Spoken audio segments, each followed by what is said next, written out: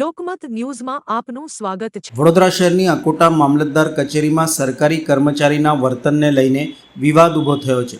બપોરના સમયે કામકાજ માટે આવેલા અરજદાર સાથે ગેરવર્તન કરવામાં આવ્યું હોવાનો વિડીયો સોશિયલ મીડિયામાં વાયરલ થતાં મામલો ચર્ચાનો વિષય બન્યો છે। મળતી માહિતી મુજબ એક અરજદાર બપોરના અંદાજે 1:55 વાગે કચેરીમાં કામ માટે પહોંચ્યા હતા। તે સમયે હાજર સરકારી કર્મચારીએ રિસેસ પડી ગઈ, તમે મોડા આવ્યા છો કહીને કામ કરવાનો ઇનકાર કર્યો હતો। અરજદારે જવાબ આપ્યો હતો કે હજુ બપોરના 2 નથી વાગ્યા ત્યારે કર્મચારી અકળાઈ ગયા હતા અને ઉદ્ધતતાઈ ભર્યું વર્તન કર્યું હોવાનો વિડીયોમાં જોવા મળતું હોવાનું ચર્ચાઈ રહ્યું છે।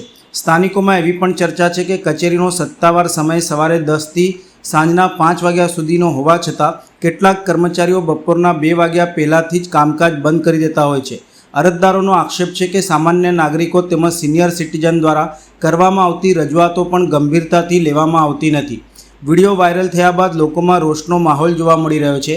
જનતાના ટેક્સના પૈસેથી પગાર મેળવનાર કર્મચારીઓ દ્વારા જનતા સાથે દાદાગીરી કરવામાં આવે છે તેવી ટિપ્પણીઓ સોશિયલ મીડિયામાં જોવા મળી રહી છે।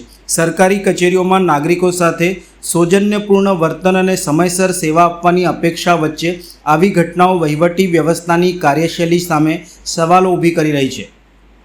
હાલ આ સમગ્ર મામલે ઉચ્ચ અધિકારીઓ દ્વારા કોઈ સત્તાવાર સ્પષ્ટતા સામે આવી નથી, પરંતુ વિડીયો વાયરલ થયા બાદ જવાબદાર કર્મચારી સામે કાર્યવાહી થાય તેવી લોકો માંગ કરી રહ્યા છે।